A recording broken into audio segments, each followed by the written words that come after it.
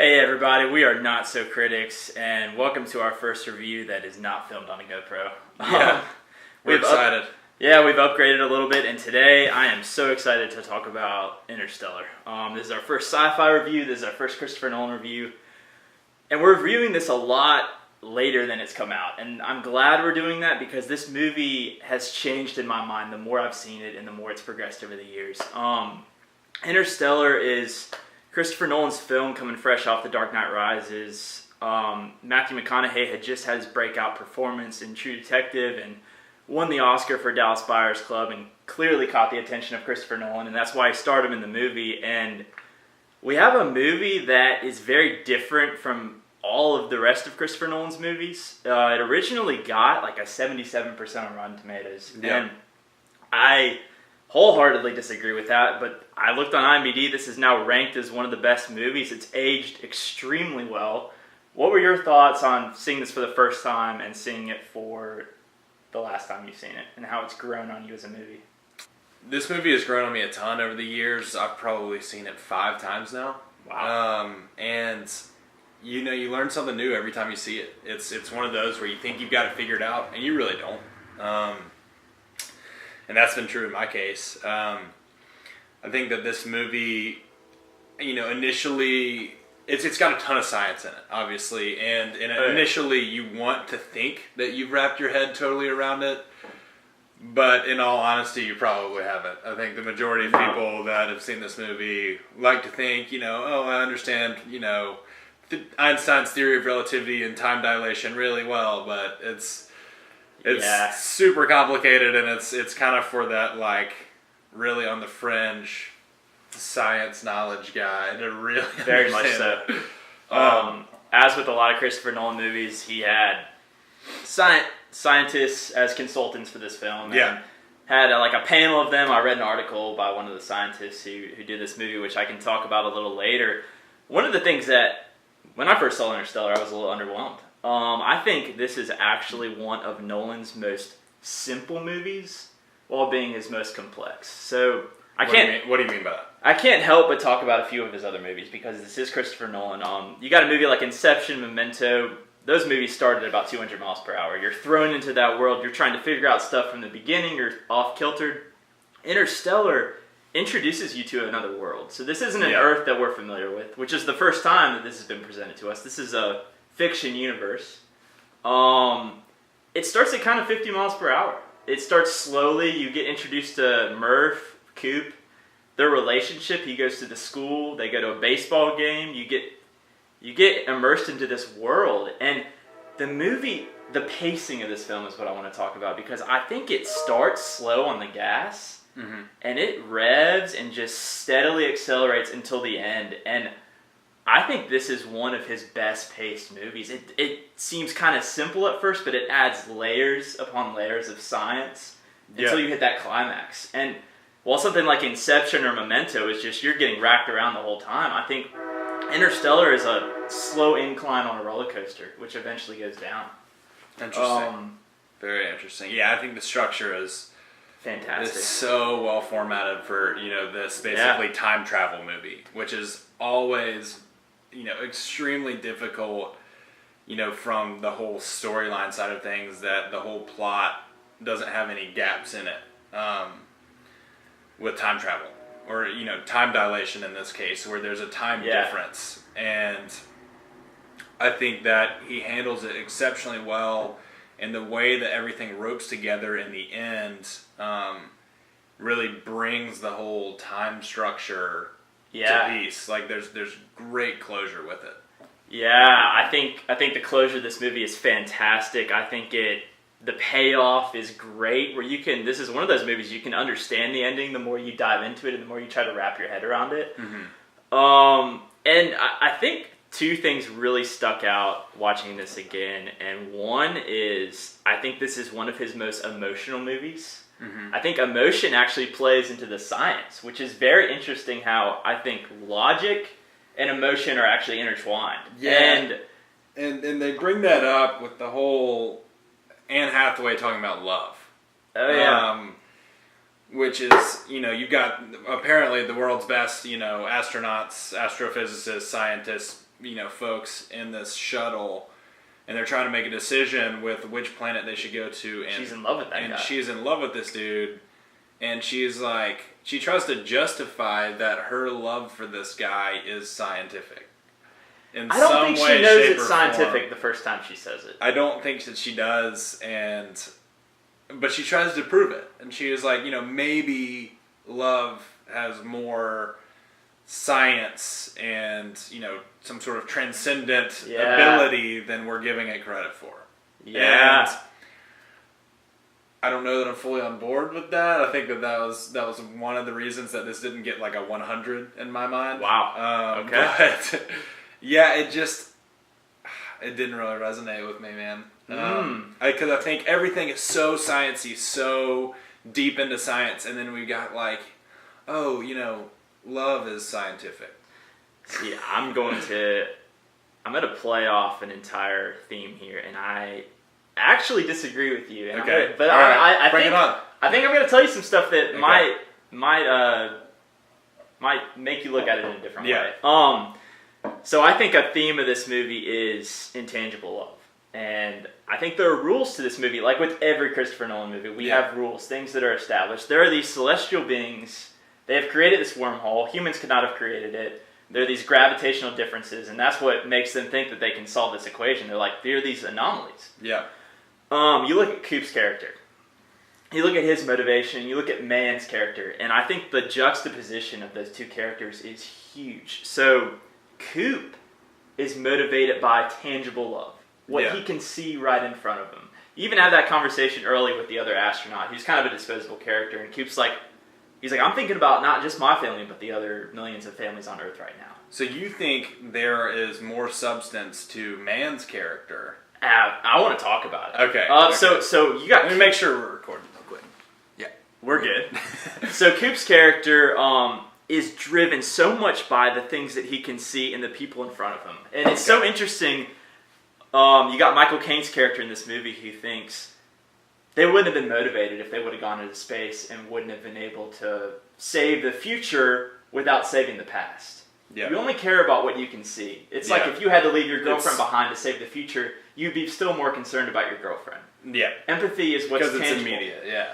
Now, Man's character, on the other hand, I don't think he's that crazy. So this guy is on board with Michael Caine. He understands this idea, and he's also driven by this survival instinct, which he talks about heavily. Do you think he's been planning what he's doing for a long time, or do you think that it's just because he realizes that Matthew McConaughey is going to leave that all of this kind of falls into place? No, I think he doesn't want to risk anything about anyone else. And this is where the theme comes in. He's so lackluster in tangible love. These people get introduced to his world, and he's like, I don't care about these people. They might get in the way of my desire to survive and save a future colony. I'll blow up a guy. I'll kill him. I'll go. He's so concerned about the ends that he justifies the means. And I think this is the theme of the movie. He cares so little about what's right in front of him and so much about the future. While Coop, on the other hand, cares so much about what he sees right in front of him, what he sees with Anne Hathaway, what he sees with Murph, what he sees with his family. Mm-hmm. And it actually drives Man to go insane because the dude's not even smart about it. He goes into space, he blows an airlock hole, gets drifted out into nothing, kills people right in front of him. But he's justified in his mind. He's like, I am the only one who's going to actually be motivated to start a colony and not go back to Earth. I think that could be very selfish in nature because he wants to be the founder of the future world. Exactly, and he wants to have that recognition, and I think it's really interesting. Don't you think Nolan could have been trying to say that in the movie? Maybe so. I think you're onto something. And I think Anne Hathaway's character kept saying that he's the greatest of us. Yeah. You know? And it's like, he's the one guy that, went rogue, and he may be able to, Nolan may be saying something with that, the guy went off the deep end, and he's the greatest of us. I don't know. Says he's the greatest of us. Yeah. So, really? Yeah.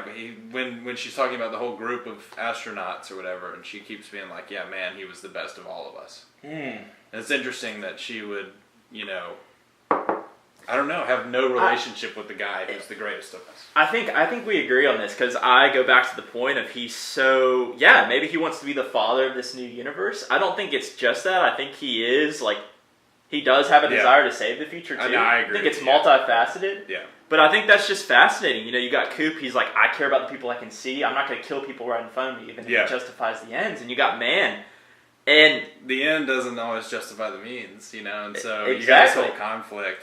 But then we take this theme farther. So we got the emotions of these two characters and how they conflict. Mm-hmm. And then we've got the emotion of science. And when Coop lands in the third dimension of the fifth dimension, and love is the communication here. Yeah. And I really want to talk about this ending before we kind of go down the list and talk about our favorite gravity things. Is technically the communication. Love is what motivates it. Gravity is, but is there a difference between the gravitational communication and love communication? We're going to get way too into this, man. I don't want to read too far into it. Let's just try to talk as objectively as possible. Okay. I don't want to get into the art of it. Yeah. So I think you're right. I think that gravity is how you communicate through love. Yeah. But what's interesting... gravity is the fourth dimension, and then there's this fifth dimensional aspect of love. Yeah. That's really what the movie is saying. Absolutely. And what's interesting is gravity is like you said, the way to communicate the love, because... What's interesting is these beings, which I believe created the wormhole, which I think is pretty set up, and they created this black hole in which McConaughey's daughter is been processed as the combustion. Mm-hmm. He has access to she's in the living room, she's up here. Which way can he communicate to her in order to send the gravitational message of love? And what's fascinating about these beings who created it, you're right, McConaughey he's like, we are the ones doing this. We have sent this. Yeah. He didn't create this universe, though. What's fascinating about this is that they can't communicate through love. They can't communicate through gravity. They can create, but they are unable to send these signals. Mm-hmm. And I believe they saw McConaughey, the most talented guy in the world. I think they can read time.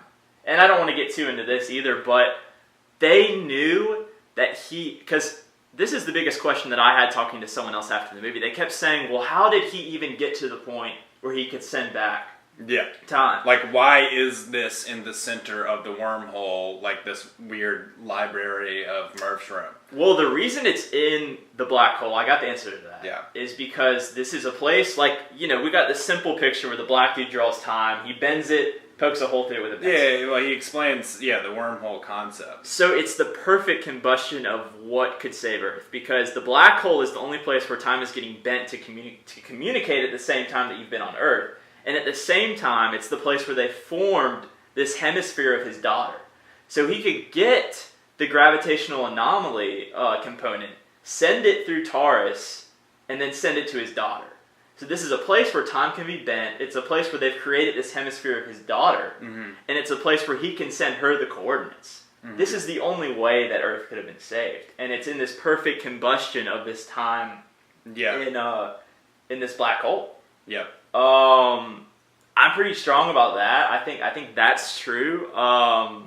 What are your thoughts, though, on this ending? So you kind of had a problem with the love theme, and I think... Well, not so much an issue that, it doesn't work. Gotcha. As much as, I don't like it. Yeah. This is where my subjective nature comes out. It's just if we would have just kept it with gravity and that kind of thing, I would have been on board. It would have been purely... Because I go into science mode, and then when you take me out of science mode, or you say that love is science, it just throws me for a loop. That's my big qualm with the whole plot of it. However, it does make sense. Yeah, and what I love... It is explained. Yeah, and what I love about it is Hathaway's, when she's saying that, she's saying it out of pure emotion. She's there's got to be something to love. It goes through time, and that hit me as cheesy the first time I saw the movie. Yeah. But it doesn't the more I've watched it, because I think Nolan is kind of bluffing the audience and being like, yeah, this sounds ridiculous, but look how it plays a role in the future. Look how it plays a role. Yeah, that's exactly what I'm on board with. I totally agree. If you really want to get into not understanding time dilation and not really understanding why time is different, why the guy spent 23 years going around the planet while they were down there for an hour, we're going to attach a link right here. And it's going to be to a video that explains it pretty well that I've found. But long story short, if you want to do some research, it's Einstein's theory of relativity. So it's basically on the concept that time is a man-made concept, and that time doesn't exist without motion. Okay, motion, like time is created so that we can explain sequences and differences in events and when they happen. Yeah. Okay. And so you kind of have to be on board with that concept to fully wrap your head around this, that, okay, so if time stood still, so if motion stopped, like if your cellular biology stopped, if the sun stopped in place and everything was non-moving, then time would stand still if everything just stopped moving at once. And so with that concept, there's a lot of different things you can do with that. And then you also recognize that light moves at 186,000 miles per second, regardless of, where you are or who you are or how you are relative to the light. Light is the thing that's constant and unchangeable, the speed at which it moves. And so we compare things to it. And so the faster you get, if you get up to 186,000 miles per second, you move at the speed of time, essentially. And so if you can go faster than that, you could go into the future, in theory. Yeah. And if you get close to it, time will affect you differently. And so you will experience time differently, but you won't really notice it. And a lot of that has to do with the gravitational pull, and they talk about the gravity of, which is how much mass this black hole has. And that goes into Einstein's theory of space-time and how gravity bends it. And, anyway, we don't want to get too into... I don't know if I did. You brought up something right there, and I want to segue. Dude, awesome job.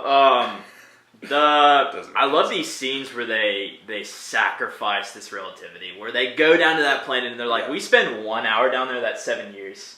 Yeah. And we got to do it. And I thought that the theme of relativity and how you're talking about it brought so much emotional weight into this movie. Because so huge. McConaughey comes up and when he comes up and sees the videos of his kids. Oh my gosh, dude. Just nails Tears it. were shed. And you even feel it when he's down there. You're like, get out, get out, get out. And the engines get all combusted with water and the waves are going up and down and it has the soundtrack. Now there's two scenes I kind of want to talk about that are highly debated in this film. And the first is... So, first of all, one of my favorite scenes in cinema history, I'm not afraid to say, is when McConaughey docks. Okay. Docks the shuttle. Yeah. I just love it how it's like not possible. It's not possible. He's like, it's not possible, but we have to do it. It's necessary. Yeah. And I think the way the music is coordinated and just so many goosebumps in that scene. It's one of my favorites in film history. And I think it goes to the time thing. I think these beings knew that he'd be able to do that, and whether it's possible or not, since they're reading time and kind of sovereign over time. All right, we have to talk about that real quick before we get into these beings. Yes. So they referenced earlier that a wormhole was created. It's like man-made essentially. Like it isn't natural. Yeah. And so they talk about some beings left this here for us. And then later in the movie, when McConaughey is inside of it, he is saying that he is the being, and he's talking about, us in the future. He's explaining to the Tars character that he was like, no, this is us in the future, and we've figured it out, and we've done this for ourselves. Yeah. And so... I think he's wrong, but... Yeah, so you kind of come into a debate here whether or not McConaughey is correct in assuming that, or if there is some superior being that has placed these things to save mankind. I think I've got the answer. So as far as the celestial beings go, I think there's two aspects to it. I think Matthew McConaughey, Coop, is not the creator. He did not create the wormhole. He did not create the black hole, which held the dimension of his daughter being, utilized in that scene. I think they can read time. I think they had to know that he would actually go to the lengths to get there and be able to do it, or else how would he have even gone there in the first place to communicate? And I think, what do you think about it? I think that's a great point. I think that, you kind of have to assume that it was created by someone other than them. I think that, if you want to take the other perspective, I don't think it works. I think that there's a lot of issues with it. And I think he's the last piece to the puzzle. Yeah, no, I think it's set up for him, and I think that what I was, I think that it's a commentary on society in such that Matthew McConaughey thinks that he created this, even though a higher being did it for him. And so that's an interesting concept of like the whole like God situation where people think that they're in control and they create things, but they actually did not. Yeah, so kind of ties in a few maybe spiritual themes. I think so, and I think he probably intentionally. I almost guarantee that he intentionally put that in there. It's fascinating. I completely agree. There's a scene in this movie that's highly debated, and it comes after the docking scene, and it's about Coop and why does he go into this black hole to begin with, and I think there's 3 reasons for it. Mm-hmm. I think first, when he says the 90%, they tied that in perfectly. Yeah, very well tied in. He wasn't being honest about there being resources for 2 people. There was only resources for her. So first of all, he's like, I'm not going to go to a planet with her if only one of us can survive. She gets to survive. Number 2, I think he needed to control the engines long enough to slingshot her to that planet. So he was staying until the last second. And then 3, I think Taurus stayed in there with him, and he didn't eject Taurus with her because he had kind of spoken to the black dude before this on Man's Planet about maybe I can get some shots into this black hole. Maybe I can send these coordinates back. Because they knew that this was the key to getting that equation. To saving, for plan A to work and plan B to work. And it's kind of like have your cake and eat it too. Like McConaughey is the kind of guy, and you see this throughout the movie where he's like, I want to save my kids, but also save the future of humanity. Yeah. And I want to, dock at an impossible rate, and I'm going to do it just because I have the willpower to. And I'm going to get plan A and plan B. And he does all these things, and you love McConaughey for it. Absolutely, and I think back to that tangible love. The tangible love, him being motivated to save what's right in front of him, leads to him being able to save what's intangible in the future, too. Yeah. And I think that goes right with what you were saying. I actually read an article by the scientist consultant for this film. Yeah. I didn't understand the gravitational equation and how when he communicated the relativity portion back to Earth, which could never be solved unless you were in the black hole. Yeah.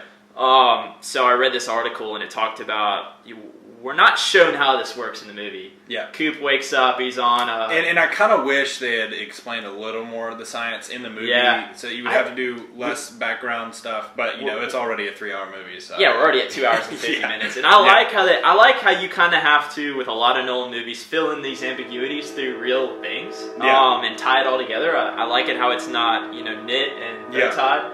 But it said that, if they would have gotten this equation, they would have been able to thwart Earth's gravitational field. And reference back to the beginning of the movie where Michael Caine's like, our shuttles can't launch with our gravitational problem. The way they're built. It would allow Earth's gravitational field to thwart, and then it would allow these shuttles to launch, and as a result, Earth would, tsunamis, hurricanes, it would cause a lot of havoc, but they would be able to escape Earth. All right, and that's what I got from that article. Let's run through the different categories. So acting.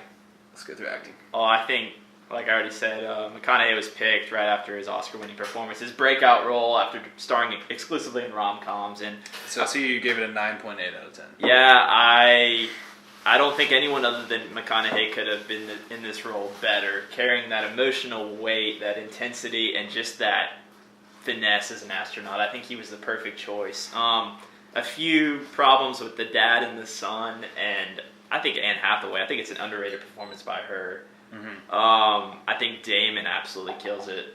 Yeah. You got his prequel to The Martian up there. Yeah. Dude loves being lost on planets. Yeah. I thought acting was phenomenal. I almost gave it a 10, but just a few nitpicky things kept it from being I didn't really understand when the brother's older and she has to set the crops on fire to distract him, and he won't let his kids see a doctor. They don't explain that at all. That was the one part. I don't think there's any type of emotion attached to that. I thought the acting was kind of off. In that scene. It didn't fit in that scene. It allowed the movie to climax because it allowed her to be figuring this out. To be at the house. But I think they could have found a different way to do it. They could have.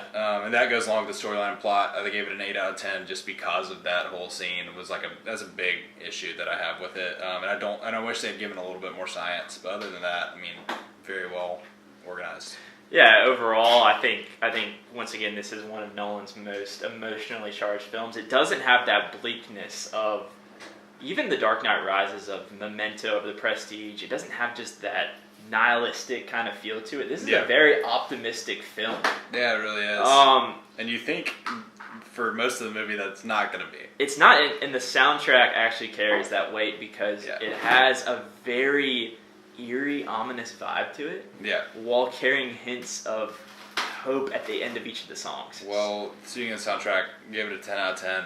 It's fantastic. I listened to it to study. I mean, it's one of those that you can listen to it anytime, ever. I've got a buddy that listens to it on repeat. Yeah. It's just like, I think it's amazing. I think it's one of Hans Zimmer's most versatile tracks. I think Mountains is one of my favorite songs, and I don't know. I think it's fantastic. I gave it a perfect score, too. I think it's extremely creative.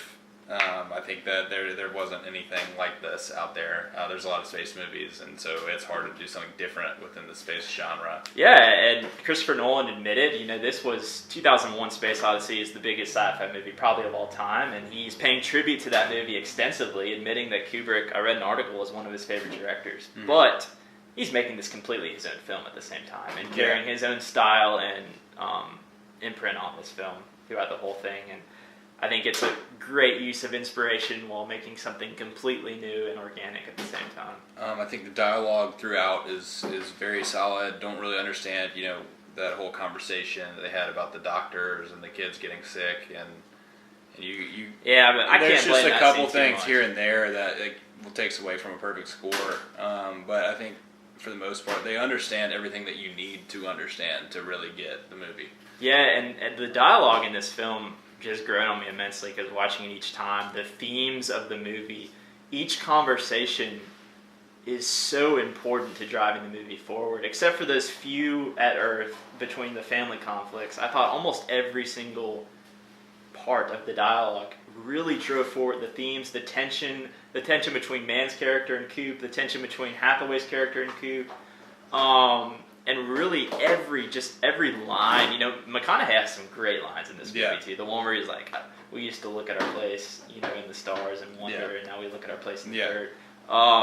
He's fire in this movie. And I thought, as far as cinematography, this is, we got interviews at the beginning of the movie, and this is one of the more debated topics of this film because it's filmed a little more like a documentary. Yeah. We have those interviews in the beginning, and it doesn't have a lot of the looks that make it kind of eerie with the tone of the film. It's almost a little bit straightforward. And I think they sell it really well. Yeah. And it almost presents a lot of scale to everything. Like they have really far off shots where you barely see, like a ship moving in the distance. And that's you see a great like shot. An enormous planet, and it's just like even when he's plowing through that field in his truck and he's chasing down the drone. I thought the cinematography is really underrated. I thought this movie looks awesome. Great. The special effects are fantastic. It carries the film exceptionally well. And I think it definitely lives up to the hype. I mean, this movie is sold as a must-see masterpiece. I mean, on the cover of it, and I would definitely agree. I think that they promoted it really well. And I think overall this is one of the standout Nolan films now for me. I was initially underwhelmed by seeing it in theaters the first time. And it's a lot to take in. Now I think the pacing of it, it's starting slow and building so great. The emotional weight, the soundtrack, the creativity, the themes of love and science and how they're intertwined, and the relativity and just all the ambiguity, but there wasn't any ambiguity in the movie that led to a plot hole for me. It was all ambiguity, even when he gets why he doesn't spend time with his daughter and he's so carefree when he gets back to the planet on Saturn. Yeah. It's because he and his daughter have saved the world, and he doesn't have a care in the world. That's why he's even repairing the old TARDIS unit. He's like, we've done it. He's going to go check on Anne Hathaway. Yeah, Anne Hathaway's over there thinking like, my lover is dead, the Earth hasn't been saved. Die, And I thought that, once again, I think that has grown on me so much, that aspect of leaving the film with her and oh my goodness, imagine where she is while all this has been saved and she doesn't even know it. Yeah, I think that what's really interesting is the whole time dilation in that aspect at closure, where Anne Hathaway thinks that the world is still, functioning as a failing planet, and she doesn't even know that there's this whole other creation. We're off Earth, a long time ago. She in her mind, she knows Coop is dead. Yeah. And if she knows Coop is dead, she knows the Earth hasn't been saved. She didn't think there was any possible way to save the Earth. Yeah. So I love the way that they finished that up. I do too, and the planet was actually successful. Yeah. And she takes off her helmet, she's breathing the air. I think it's amazing. Amazing. I wish they'd added like a tiny bit more of like what was going on this new planet, man-made thing. And it's just you see kids playing baseball, and I just wish they'd given a little bit more about, if we're going to go deep into the science of all this stuff, why not explain the science of this? I think that's classic Nolan, though. Yeah. Once the movie's already had the twist, he doesn't want to give too much more away. Yeah. Overall, overall. I don't think this is just one of Nolan's best movies. I think this is one of the best movies of all time. While we haven't reviewed a lot of movies, I gave this movie a 97%. Yeah, I got a 90.57%. This is, of course, using our scale system. And, dude, I honestly wish it had been a little bit higher. Like, in my mind, I think of like a 95. But on paper, based on all our criteria, 90.5. Man. So it's still an A, and, you average them together, you get like 94. Or 93.5. So this film has grown on me almost more than any other film I've ever seen in my life, and I think that's major props to it. Major props to everyone involved and just the. It doesn't get old, the more you see it. Absolutely, I can't wait to watch it again. I love that. Yeah. All right, guys. Well, we are going to come at you with a Blade Runner 2049 review soon. Sorry, we're a little late on these things. We've been trying to get a hold of cameras, and look forward to seeing y'all next time. Yeah. Thanks, guys. Like, comment, subscribe.